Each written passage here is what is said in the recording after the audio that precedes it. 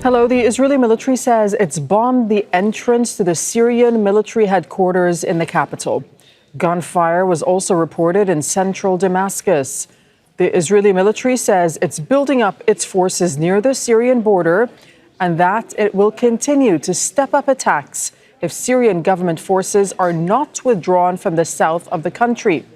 Israel says the strikes are to protect the Druze community living in the Syrian city of Suwayda. Violence in the city between Syrian security forces and armed groups, including the Druze, killed at least 70 people since Friday.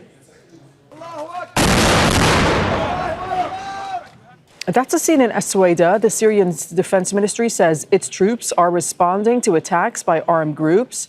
It says army forces are there to stop the violence between Druze fighters and other groups that began on Friday. But despite a ceasefire following negotiations with community leaders, the violence restarted hours later. This time, armed groups are fighting Syrian government troops.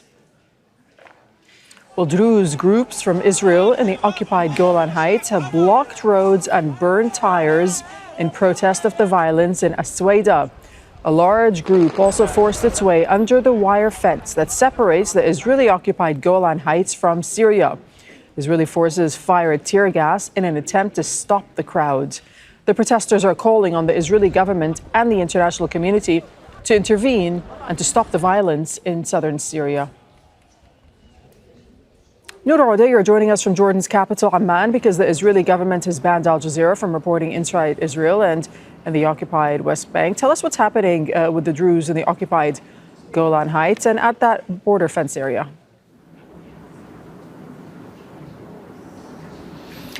Well, Darin, the Druze community, the Israeli Druze community, has been protesting what it says is a concerted assault on Druze in Suwayda by the Syrian government. They've called for international protection. They've asked the Israeli government to intervene. And this is the second day that Israeli Druze youth have tried to cross the border in an attempt, they say, to come to the rescue of fellow Druze in Syria. This, of course, creates a lot of chaos for the Israeli army, which is stationed in the occupied Syrian Golan, as well as deeper still in Syrian territory, occupied Syrian territory. That's why there was the firing of tear gas and an attempt to bring back Israeli citizens who are Druze who have crossed into Syrian territory. Of course, in the meantime, Israeli strikes are continuing, and the Israeli Minister of Defence has said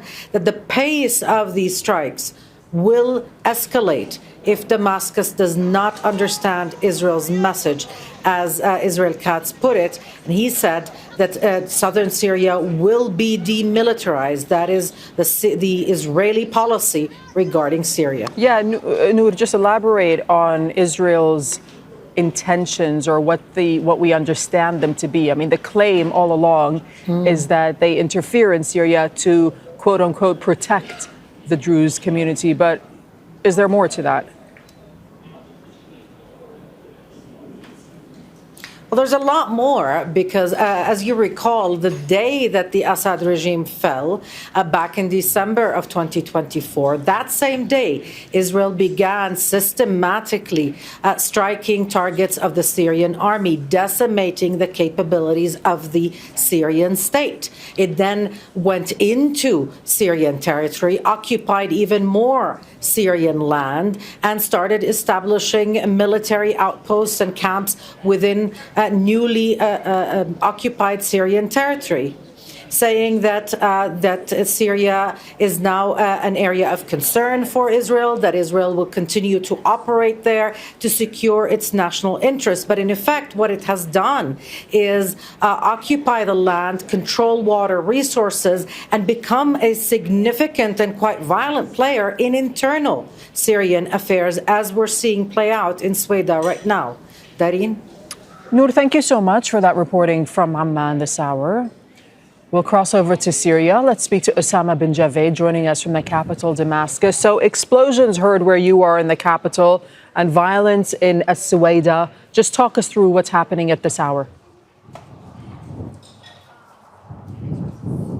Well, the situation has been quite tense in the last couple of hours as the Israelis struck the Ministry of Defence in the Syrian capital, Damascus. We heard one explosion, then we saw another explosion towards the rear of the building as well. And that, the Israeli military says, was an attempt to signal a message to the Ahmad al-Shara government as it continues to strike Syrian government forces who are trying to bring peace towards the south by disarming what they call outlaw groups. So it comes off the backdrop of strikes that are ongoing on Suwayda, on Syrian security forces in the last few days. And just in the last 24 hours, there have been at least 8 strikes on various locations inside the city and on the outskirts, on the roads leading to the city as well. So it appears that Israel is now moving its military prowess further and further into Syrian territory. With all of those threats coming, we heard from the Syrian Foreign Ministry condemning the Israeli strike, calling it an act of infringement of its sovereignty. We heard the statement from the ministry,